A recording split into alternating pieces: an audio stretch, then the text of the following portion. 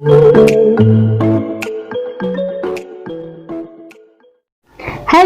दोस्तों, नमस्कार। स्वागत है आपका मेरे भी चैनल तैयारी जीवन की में। कैसे हैं आप? आशा करती हूँ बहुत अच्छे होंगे। दोस्तों, आज की book the reddest book ever लिखा है श्वेताव गैंगवर साहब ने, और ये एक यूट्यूबर हैं, 2 मिलियन सब्सक्राइबर हैं इनकी ये पहली किताब है, लेकिन बहुत ही पावरफुल और बहुत अच्छी किताब है। इंडिया में बेस्ट सेलिंग किताब है, और ये किताब हमें सिखाती है कि सोचा कैसे जाए।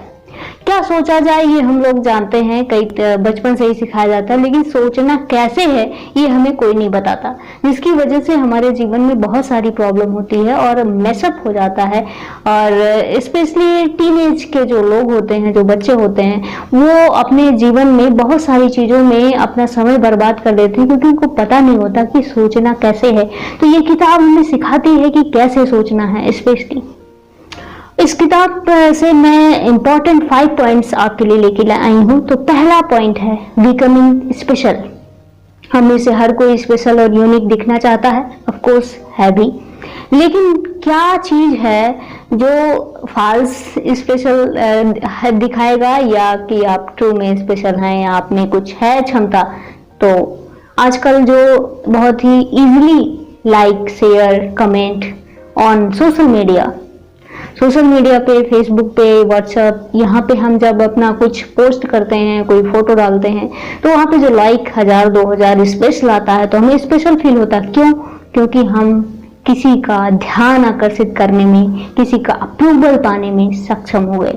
लेकिन दोस्तों, वो सही में कोई स्पेशल नहीं हुआ। स्पेशल तो तब होता जो आपके अंदर कोई ऐसी क्वालिटी डेवलपमेंट होती, कोई नई चीज आप सीखते, आप अपने को समझते कि आप कौन हैं, आप खुद को जानते और अपने आप को पहचानते, खुद को निखारते, कोई नई टेक्नोलॉजी, नई स्किल सीखते, नई लैंग्वेज सीखते, या कोई नया आयाम, कोई नया जो है सफलता आप हासिल करते। सफलता का मतलब यही नहीं है कि आपने कोई ट्रॉफी जीत ली, आपने कोई जो है एग्जाम पास कर लिया, बस हो गया। नहीं, रोज रोज नया नया आयाम, नई नई चीजों से हासिल करनी होती, नई आदतें सीखते जो जीवन भर हमारे साथ रहती है, लगातार रहती। नो डाउट सफलता ये भी है कि आपने कुछ हासिल किया, लेकिन एक समय बाद वो सफलता फीकी पड़ जाती है, क्योंकि कुछ दिन बाद वो पीछे हो जाती है, पास्ट लाइफ हो जाती है। तो लगातार सफलता रहे, लगातार चीजें हमारे साथ चलती रहें, इसलिए खुद को जानिए और लगातार उसमें कुछ न कुछ वैल्यू ऐड करते रहिए, स्पेशल बनने के लिए अपग्रेड करते रहिए खुद को। तो दूसरा जो महत्वपूर्ण बात इसमें से मैंने सीखी है, वो है डीलिंग विद रिजेक्शन। दोस्तों, हमें से हर किसी को लाइफ में कई बार रिजेक्शन मिला होगा, कई जगह से, जैसे कि जॉब में रिजेक्शन, किसी ने हमारी बात नहीं सुनी, या लव में रिजेक्शन, या अनेकों तरह से रिजेक्शन। और रिजेक्शन मिलता है तो ऑफकोर्स हमें प्रॉब्लम थोड़ी होती है। रिजेक्शन से डील करना हमें सीखना होगा।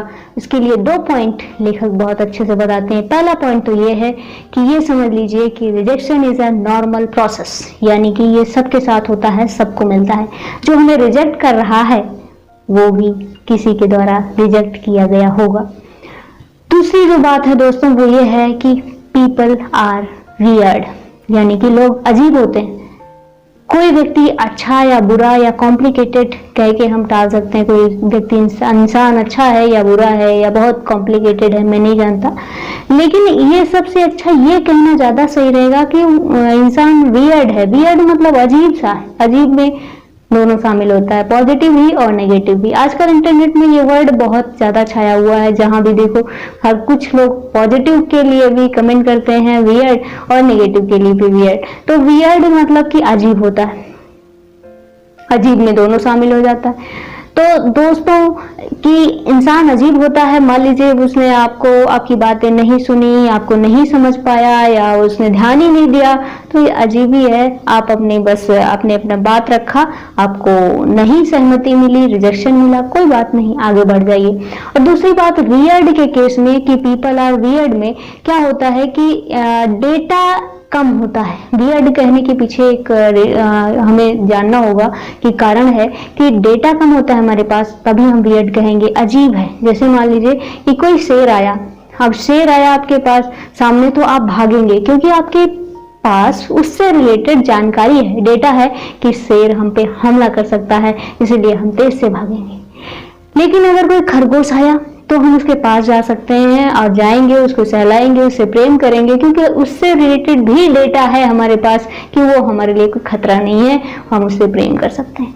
लेकिन इंसान, कौन सा इंसान कैसा कब हमारे साथ कैसा बिहेव करे, इसका कोई डेटा नहीं है, क्योंकि कोई इंसान किसी के साथ और कभी बहुत अच्छे से बिहेव करता है और कभी वही बुरे तरीके से बिहेव करता है, कभी समझ में नहीं आता कि कैसा बिहेव करेगा। तो हम ये नहीं कह सकते कि कोई अच्छा है कि बुरा है कि कैसा है, उसका डेटा हमारे पास नहीं है, इसलिए हम कह सकते हैं कि पीपल आर वियर्ड। इससे आपको बहुत ज़्यादा प्रॉब्लम नहीं होगी समझने में, खुद को समझाने में, और बहुत इजीली आप किसी को अपने जो भी सिचुएशंस है वहाँ से इजीली रिजेक्शन को फेस करना इजी हो जाएगा और आप निकल जाएंगे बाहर। किसी के कुछ कहे गए कि किसी ने कुछ कह दिया, कुछ हो गया, तो उसमें बस पीपल आर वियर्ड बोलो और निकल लो, ठीक है। तीसरी बात है यू आर अ नेशन। ये महत्वपूर्ण बात है इस बुक की। यू आर अ नेशन, इस यू आर अ नेशन मतलब आप एक एंटिटी हैं, आप एक खुद को एक राष्ट्र के रूप में मानिए, आप एक राष्ट्र हैं और राष्ट्र के राष्ट्रपति आप ही हैं। उसमें जो नियम कानून है, सेल्फ रिस्पेक्ट और सेल्फ कंट्रोल आपका होना चाहिए, खुद का होना चाहिए।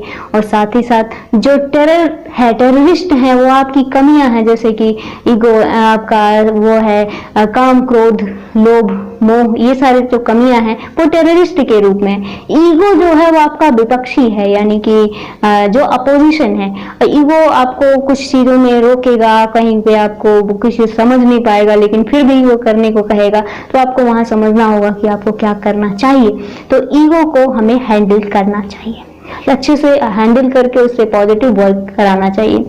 तो दोस्तों, अगर हम एक राष्ट्र हैं तो हमारे आसपास रहने वाले जो लोग हैं, हमारे दोस्त, हमारे माता पिता, हमारे भाई बहन या पड़ोसी या जहां भी हम रहते हैं वहां के आसपास के लोग सभी एक नेशन है। तो एक नेशन का दूसरे नेशन से संबंध कैसा होना चाहिए? अगर हमें सौहार्द चाहिए और अच्छे से प्रेम भरा वातावरण चाहिए तो ऑफकोर्स उन सब से हमारा जो संबंध है वो बहुत ही प्रेमपूर्ण और अच्छा होना चाहिए। तो एक राष्ट्र से दूसरे राष्ट्र का संबंध ऐसे स्थापित करें कि शांति बनी रहे, भारत पाकिस्तान की तरह नहीं, ठीक है, बल्कि शांति और संयोजन बना रहे। ऐसा हमें दो राष्ट्रों के बीच संबंध होना चाहिए। चौथी बात है दोस्तों कि आप अपने जो हीरोज होते हैं, आपके जो हीरोज होते हैं, यानी कुछ लोग आपके आइडियल होंगे, आप जिन्हें बहुत फॉलो करते होंगे, तो फॉलो करना तो ठीक है बहुत, लेकिन अंध रूप से फॉलो करना ठीक नहीं है। हर व्यक्ति इंसान ही है, कुछ उसमें किसी क्वालिटी को उसने बढ़ा दी, नो डाउट उसका एडमायर होना चाहिए, उसकी उस चीज की आप प्रशंसा करिए, लेकिन पूर्णतः वह व्यक्ति बहुत अच्छा है, उससे कोई गलती नहीं हो सकती, या वो कि धरती पर कोई भगवान उतर आया है, ऐसा संभव नहीं है। हर इंसान से गलतियां होती हैं, हाँ उसमें कुछ अच्छाइयां होती हैं, अच्छाइयों को आप सराहें और उन अच्छाइयों को अपने अंदर भी ला सकते हैं, उसको फॉलो कर सकते हैं। लेकिन जो बुराइयां हैं उसको इग्नोर करिए, और उस व्यक्ति को जब कोई ऐसा समय आए, ऐसी बात आए, तो आप पूरे डेटा के साथ और पूरे मतलब ऐसा निर्णय लीजिए कि आप जो है कि ना उसके खिलाफ है ना उसके साथ है, न्यूट्रल रह के अच्छे से उसको डील करिए। तो कहने का मतलब है कि आप फॉलोअर्स ना बनके एक यूनिक आइडेंटिटी बनिए।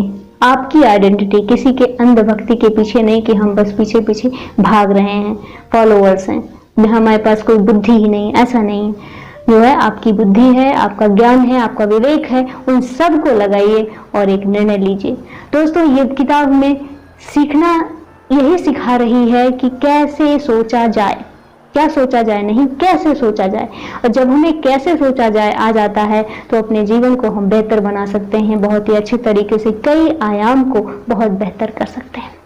तो कैसे सोचा जाए में एक प्रोसेस ये भी है कि कोई चीज आपके सामने आती है, कोई प्रॉब्लम आपके सामने आती है, तो उसमें बहुत सारे मटेरियल, बहुत सारे डेटा पड़े हुए हैं, लेकिन आपको उस डेटा को कलेक्ट करना है, जैसा दिया गया है वैसे ही उस पर अप्लाई ना करके विचार करना है, जीरो से विचार करना है, क्योंकि हो सकता है जैसे प्रॉब्लम अभी तक वो सॉल्व होती आई है उससे अलग आप कुछ कर पाएं, क्योंकि आप जीरो से सोच रहे हैं, जीरो से स्टार्ट कर रहे हैं। और जब कोई व्यक्ति जीरो से स्टार्ट करता है उसका नजरिया बदल सकता है, बदल जाता है। आप वही काम रोज कर रहे हैं तो आप जो है उसको यूजुअली लेते हैं, लेकिन कोई नया व्यक्ति आता है तो उसे दूसरे तरीके से देखता है, क्योंकि उसका नजरिया अलग है, क्योंकि वो जीरो से उसे समझना चाहता है, समझ रहा है, उसके बारे में उसको जानकारी नहीं है। तो आप भी कोई ऐसा विचार आए, ऐसी चीजें आए तो जीरो से स्टार्ट करेंगे तो बेहतर तरीके से उस निर्णय तक पहुंच जाएंगे।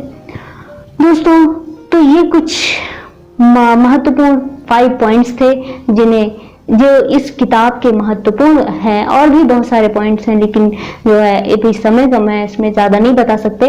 तो आप इस किताब को लेके पढ़ सकते हैं। किताब बहुत इंपॉर्टेंट है, हर किसी को पढ़ना चाहिए। क्यों? क्योंकि वर्तमान में और करंट सिचुएशन से लेके लिखी गई किताब है, और बहुत ही व्यावहारिक किताब है, और बहुत अलग सा थोड़ा सोचना सिखाती है हमको। तो ये लिंक जो है डिस्क्रिप्शन में है, आप इसे लेके पढ़िए और अपने दोस्तों को पढ़ाइए, ज्ञान बांटिए, ज्ञान अर्जित करिए। बहुत बहुत धन्यवाद दोस्तों, बहुत बहुत धन्यवाद। आपने इस वीडियो को इस ध्यान से देखा, इसके लिए बहुत बहुत